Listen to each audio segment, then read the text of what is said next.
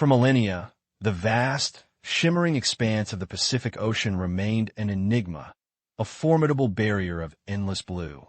Yet, against this immense backdrop, a civilization arose whose ambition defied comprehension, whose courage rewrote the very map of human possibility.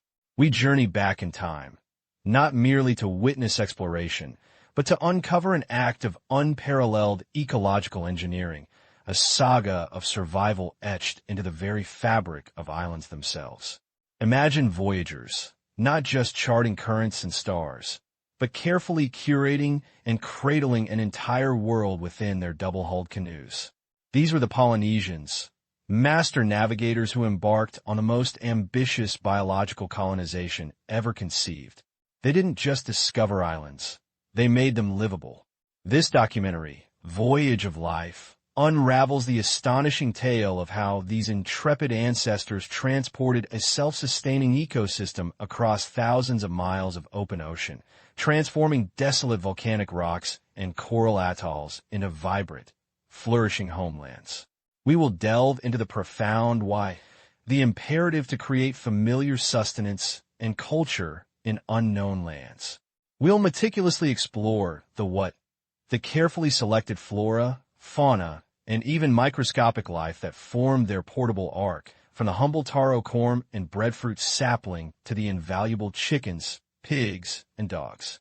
And most importantly, we will reveal the intricate knowledge of ethnobotany, zoology, agriculture, and oceanography that allowed them not just to survive, but to thrive, replicating their way of life on a scale previously unimaginable.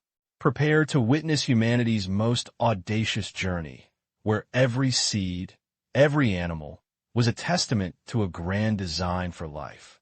Imagine a world not just vast, but truly limitless. Before humanity's touch, the Pacific Ocean lay an immense, liquid wilderness, stretching further than any other body of water on Earth. Its expanse covered a third of the globe, a staggering 165 million square kilometers, dotted by countless islands, specks of green against an endless sapphire.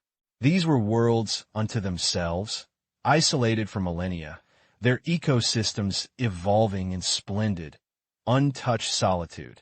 From the icy reaches of the subantarctic to the sun-baked equator, this was a realm of profound mystery and daunting scale, a formidable barrier to any who dared to dream beyond their shores. It was an oceanic desert, beautiful but unforgiving, a canvas waiting for a story that would redefine human exploration. But this vastness did not deter. Emerging from the western edges of this oceanic realm, a new breed of explorer began to push the boundaries of the known world, the Polynesians. These were no ordinary sailors. They were Tohunga Wakatir, masters of wayfinding, possessing a profound, intuitive understanding of the ocean's intricate language. Without compasses or sextants, they navigated by an internal map, reading the subtle swell patterns on the water, feeling the pulse of distant islands reflected in the waves. They charted constellations across the night sky, followed migratory birds, observed cloud formations, and deciphered wind shifts. Their double-hulled voyaging canoes, or kala, were technological marvels, capable of traversing thousands of miles, carrying not just people, but the very blueprints for a new civilization. These epic journeys, however, were not just about reaching new lands. They were about recreating life. Unlike continental migrations, where new arrivals could often rely on existing food sources, island colonization presented a unique, stark challenge. The remote Pacific Islands, though beautiful, were often ecologically fragile and lacked readily edible or calorie-rich native flora and fauna suitable for human sustenance. A dense rainforest might be teeming with life, yet offer little for a hungry human community. Survival demanded immediate, self-sufficient food production. The Polynesians understood this fundamental truth: to truly settle, to build a thriving society in these isolated paradises, they had to bring their entire world with them, a complete, portable ecosystem designed for survival. This understanding transformed the voyaging canoe from a mere vessel into something far more profound, a floating ark. Each kala was meticulously prepared, not just for its human passengers, but for a living cargo, a carefully curated selection of plants and animals essential for survival and prosperity. These were not random stowaways. They were the foundation of a new civilization.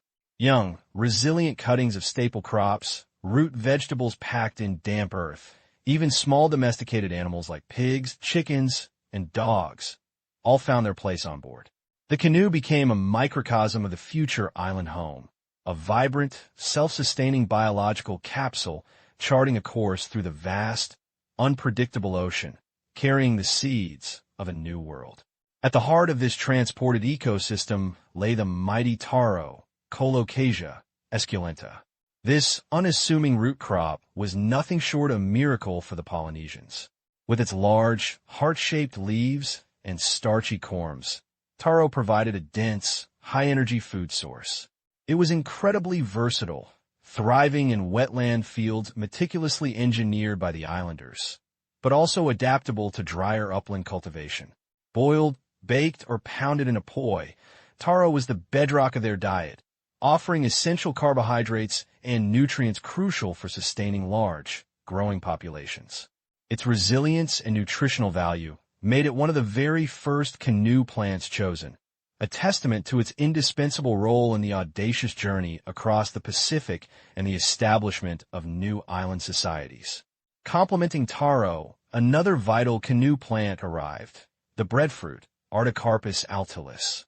This magnificent tree provided an abundance of large, starchy fruits that, when cooked, evoked the texture of freshly baked bread.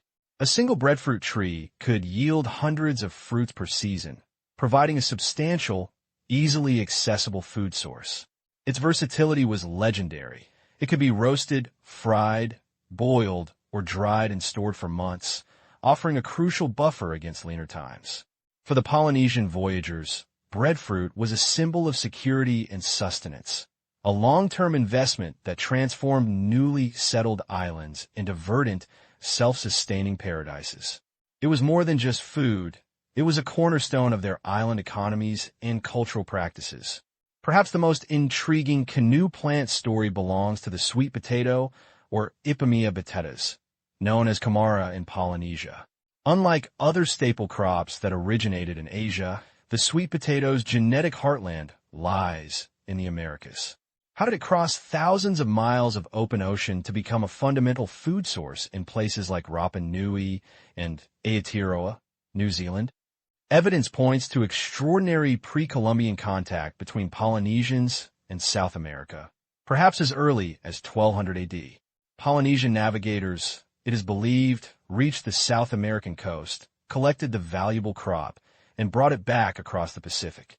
This remarkable journey not only provided a drought-resistant, highly nutritious food, but also stands as a testament to the unparalleled reach and daring of these ancient mariners. Finally, no discussion of the Polynesian ecosystem is complete without the coconut, Cocos nucifera, truly the tree of life. From the moment settlers first landed, the coconut palm was an indispensable ally. Its nutrient-rich water provided immediate hydration, its flesh sustenance. But its utility extended far beyond food. The sturdy trunks offered timber for construction, its fronds were woven into roofing and baskets, and its fibers, or core, were spun into strong cordage for lashing canoes and building homes. Even its husks provided fuel.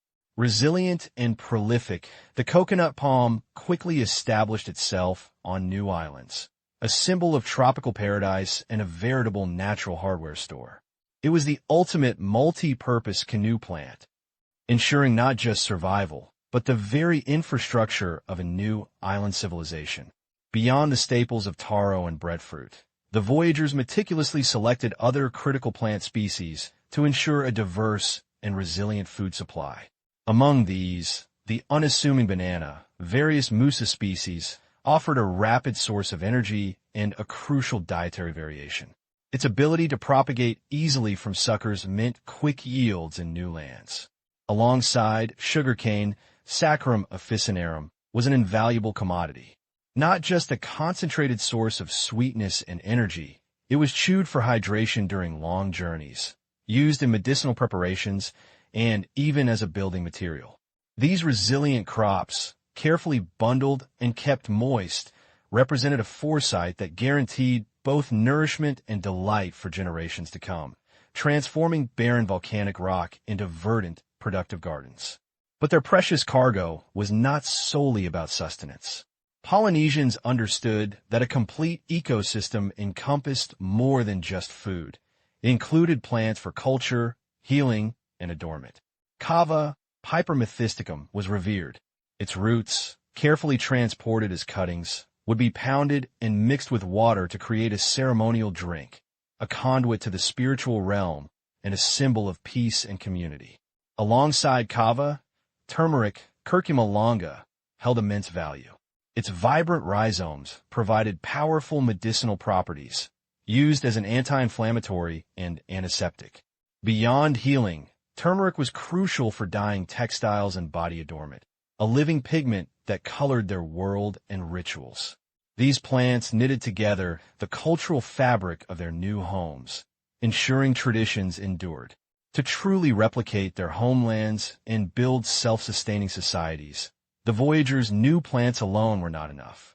They embarked on the audacious task of transporting live animals, none more significant than the Pacific pig or puea, Sus scrofa domesticus. These sturdy, compact animals were a cornerstone of Polynesian society, providing a rare and prized source of protein. Especially for feasts and ceremonial offerings, their cultural significance far surpassed mere sustenance. The logistics were immense, carrying young pigs on long voyages, managing their waste, and ensuring their survival. Yet, the reward was invaluable, a robust animal whose presence defined wealth, status, and the very success of a new settlement. Smaller, yet equally vital for the nascent ecosystems, was the Pacific chicken, known as moa, Gallus domesticus. These resilient birds provided a consistent, easily renewable food source in the form of eggs, a critical dietary supplement, especially for children. Their meat, though less frequently consumed than pig, was still a valued resource. Beyond sustenance, the chicken's vibrant feathers were highly prized for adornment, woven into cloaks, headdresses, and used in ceremonial objects, symbolizing status and beauty. Their relatively small size and hardiness made them easier to transport than pigs, carried in specially constructed coops aboard the canoes. The moa, clucking contentedly in their new island homes, were a familiar sound of established life. Rounding out this carefully selected menagerie was the Polynesian dog, Kuri, Canis familiaris. Far more than just a companion, the Kuri played a multifaceted role in the new settlements. While offering comfort and companionship, its meat was considered a delicacy, reserved for high-ranking chiefs and special occasions. Its fur was also used for crafting prized ceremonial cloaks and adornments. Transporting these loyal animals required dedicated care and space on the voyaging canoes. Though central to early Polynesian life, particularly in New Zealand, the Kuri, tragically, would eventually disappear in many areas, often crossbreeding or being outcompeted by introduced European breeds, leaving behind only the stories of their steadfast presence. But not every passenger was invited. Unseen and often unwelcome, the Pacific rat, Ratus exulans, proved to be an almost ubiquitous stowaway. Tucked away in bundles of food, plant cuttings, or the very structure of the canoes, these highly adaptable rodents quickly established themselves on virtually every island touched by Polynesian voyagers. While in some areas, the rat itself became a minor food source, its rapid spread had a devastating impact on many isolated island ecosystems. With no natural predators, these prolific breeders decimated ground-nesting bird populations and consumed native plant seeds, forever altering the delicate balance of these pristine environments. The unintended consequences of biological colonization had arrived. Yet, even with this careful selection of visible life, plants, pigs, chickens, and dogs, another unseen world was just as crucial for success. The voyagers, perhaps intuitively, understood the importance of bringing viable soil, rich with its hidden passengers, the microorganisms, attached to the roots of plant cuttings. Within carefully packed baskets of earth, traveled an entire microscopic universe: bacteria, fungi, and protozoa. These unseen passengers were the architects of fertile soil, breaking down organic matter, fixing nitrogen, and making nutrients available to the transplanted crops. Without these vital microbial communities, the imported plants would have struggled to thrive, and the entire endeavor of ecosystem transfer would have crumbled. The very ground beneath their feet was a meticulously curated living entity. Of course, the living cargo, no matter how carefully chosen, was only part of the story. To transform these new lands into functioning homelands, Polynesians carried an equally vital, non-living cargo: the tools of survival and ingenuity. The versatile adze, crafted from volcanic stone or basalt, was indispensable for clearing dense vegetation, felling trees, and shaping timbers for homes and canoes. Elaborate fishing hooks, often made from shell or bone, allowed them to harvest the rich bounty of the Pacific Ocean, complementing their agricultural efforts. And the knowledge of making fire, vital for cooking, warmth, and crafting, traveled in the form of fire-starting kits. These tools, honed over generations, represented the technological prowess that empowered them to not just survive, but to truly flourish in their new, distant worlds. For generations, Polynesian communities across the Pacific were not merely settlers. They were master cultivators and architects of future homelands. The decision of what to bring on a voyage was never arbitrary, but the culmination of centuries of accumulated ecological wisdom. Elders, drawing from deep ancestral knowledge, meticulously selected the canoe plants, vital staples like taro, Colocasia esculenta, breadfruit, Artocarpus altilis, yam, and sweet potato, alongside medicinal herbs, fiber plants like paper mulberry for kappa cloth, and coconut. They also chose animals: the resilient Polynesian pig, chicken, and dog, each carefully considered for their role in a new ecosystem. Every seed, every sapling, every animal represented a deliberate investment in the future, chosen not just for survival, but for the flourishing of a new world. With the precious cargo identified, the villages transformed into bustling preparation hubs. This was a critical phase, determining the success or failure of the entire endeavor. Cuttings of breadfruit and sugarcane were wrapped in moist coconut fiber and woven leaves, designed to keep them viable for weeks. Root crops like taro and yam corms were carefully bundled, often suspended in porous nets to allow for air circulation while preventing rot. Livestock, the pigs, chickens, and dogs, were prepared for their arduous journey. Special, sturdy cages and baskets were meticulously crafted from woven pandanus or coconut fronds, designed to offer protection and comfort, yet be light enough for transport. Every detail, from a moisture content of the packing materials to the size of an animal's enclosure, was calculated with astounding precision, ensuring these living fragments of home could endure the vast, unforgiving ocean. Survival at sea hinged on one crucial element: water. Not just for the human crew, but for every plant and animal on board. Ingenious solutions were devised for both water management and food preservation. Large, sealed gourds and hollowed-out bamboo sections served as primary freshwater containers, carefully stowed to prevent leakage.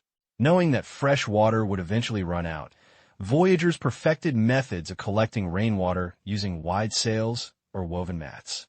For sustenance, staple provisions like fermented breadfruit paste, mahi or poi, and dried fish were packed in airtight leaf-wrap bundles designed to last for months. These provisions, along with emergency rations of live fish caught en route, represented a testament to their foresight, a lifeline ensuring the continued health of an entire floating ecosystem. The vessel itself was no less a marvel than its precious cargo.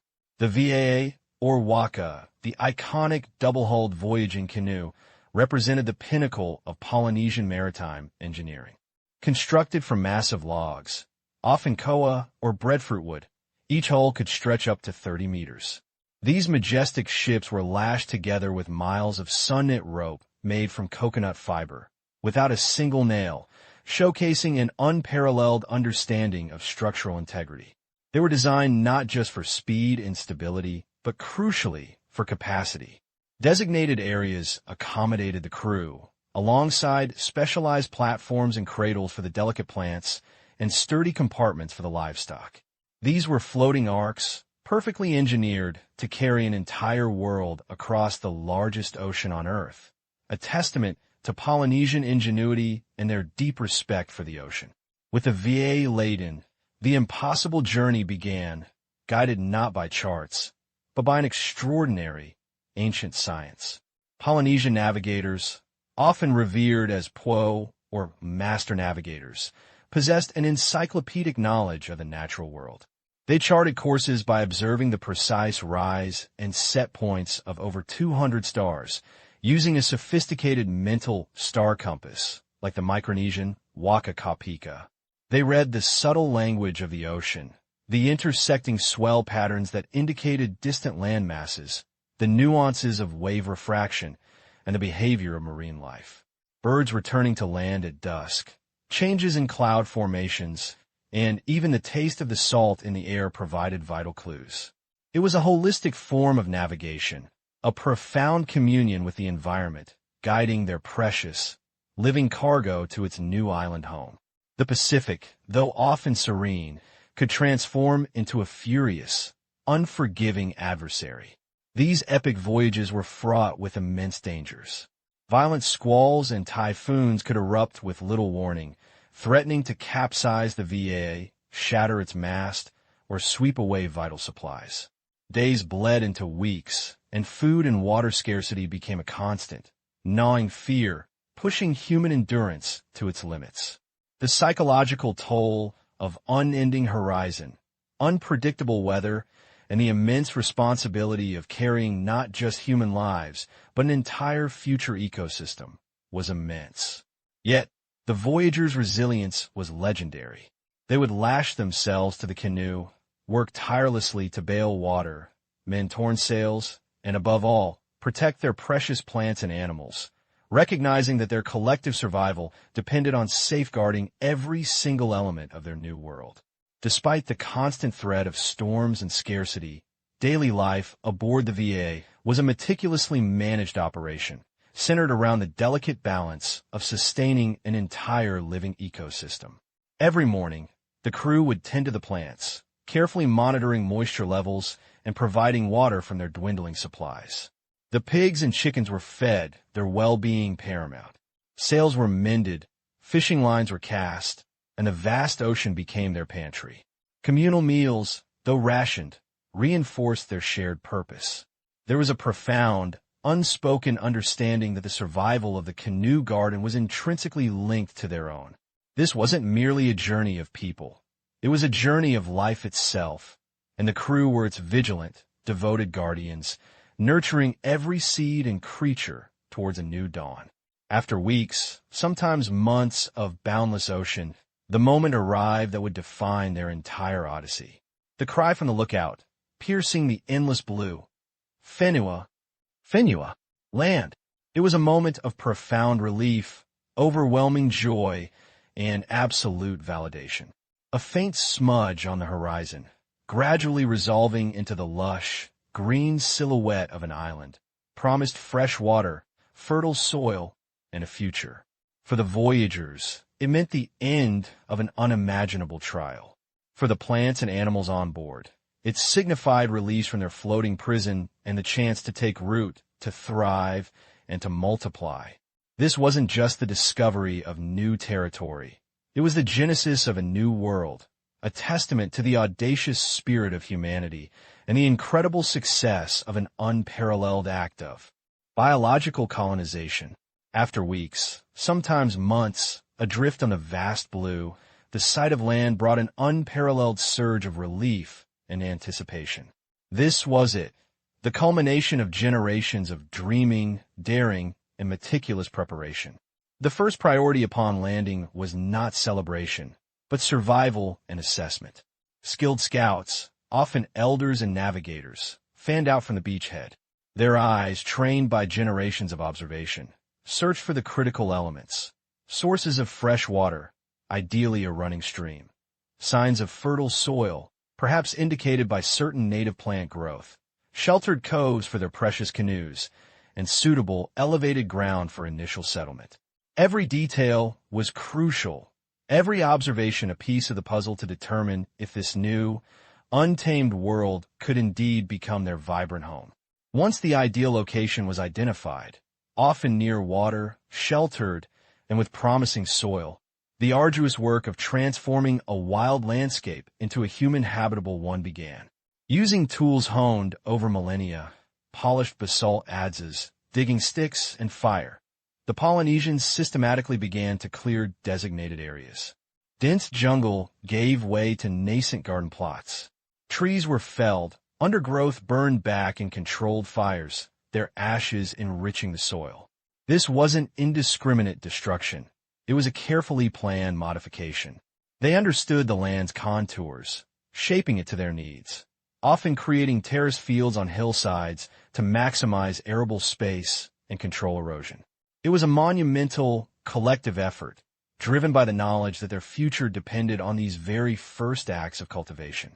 This was the true moment of transfer, the act that solidified their claim to the land and breathed life into their transplanted world. With cleared earth and prepared beds, the canoe plants, the carefully selected foundation of their portable ecosystem, were gently placed into the soil. Taro, yam, breadfruit, banana, sugarcane, the versatile paper mulberry, and medicinal plants. Each seedling represented generations of knowledge and the promise of sustenance. This wasn't just planting. It was a sacred ritual, often accompanied by chants and prayers to the gods for bountiful harvests. It was the moment the seeds of a new civilization were literally put into the ground, transforming a foreign land into a familiar, life-sustaining homeland, linking their journey to a settled future. Even with meticulous planning, no two islands were identical. The new environments presented unforeseen challenges. Unfamiliar soil compositions, from nutrient-poor volcanic rock to sandy coastal plots, unpredictable rainfall patterns, and indigenous pests that could devastate their carefully cultivated crops. The Polynesians, however, were not just planters. They were ingenious ecological engineers. They observed, experimented, and adapted. Volcanic soils were enriched with compost and ash. Complex irrigation systems, like the intricate Auai ditches in Hawaii, were carved to channel precious fresh water to thirsty fields. They developed sophisticated crop rotation, intercropping, and companion planting techniques to maximize yields and bolster plant resilience against local threats. Their ability to innovate was paramount to the enduring success of their transplanted ecosystems. With the foundations of their food security firmly established, the energy of the Polynesians shifted from mere survival to the grander vision of building permanent homelands. The scattered initial plantings began to coalesce around emerging settlements. Sturdy, thatch-roofed phale, houses, and communal structures rose from the earth, often oriented for natural ventilation and protection from the elements. Social hierarchies became more defined, with specialized roles for builders, artisans, priests, and strategists.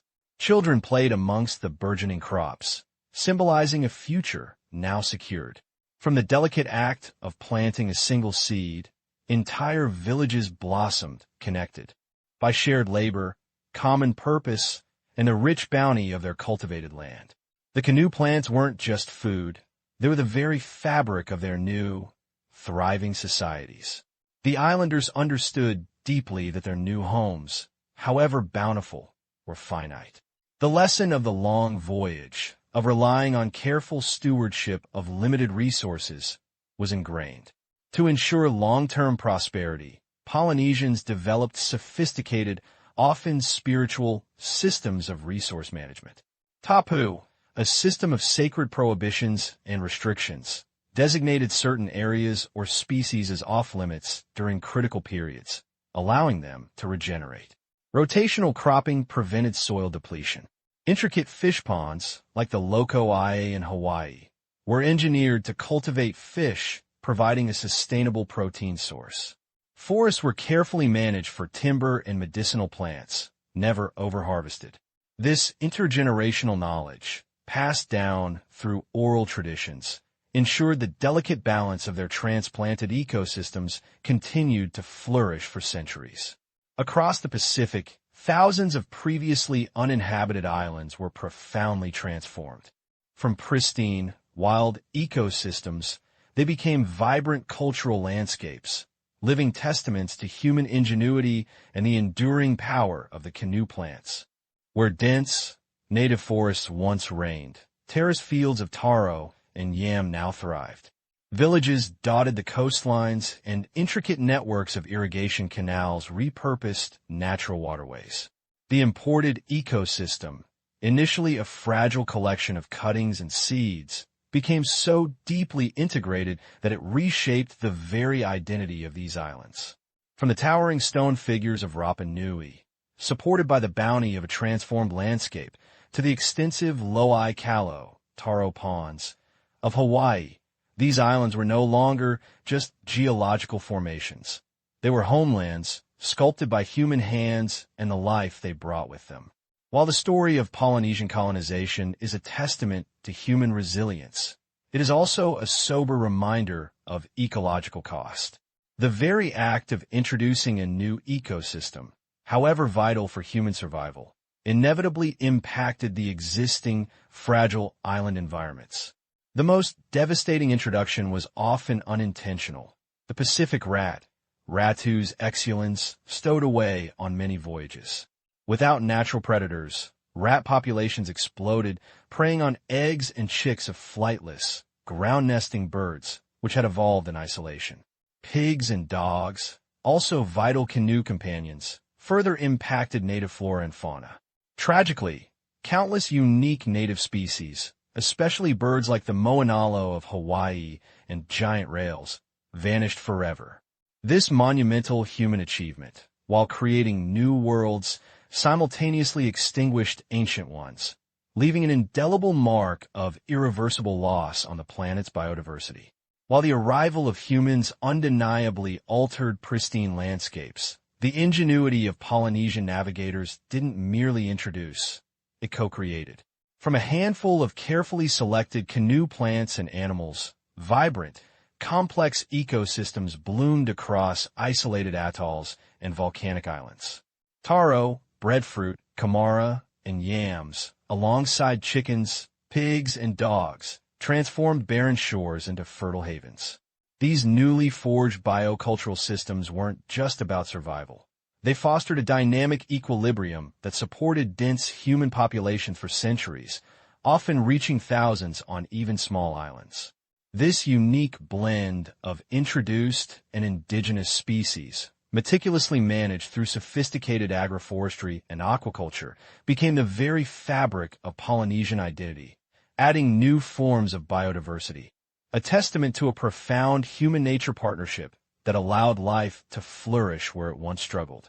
From those engineered ecosystems sprung a heritage that thrives today, a living legacy etched into the very soil and spirit of Polynesia. Across the vast expanse of the Pacific, the knowledge and practices of those audacious voyagers continue to shape daily life.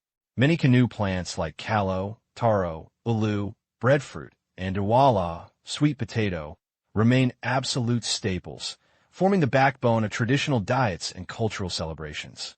In places like Hawaii, the revival of ancient Lo'i Kalo, taro patch, cultivation, or in Fiji, the restoration of traditional ulu orchards isn't just about food security.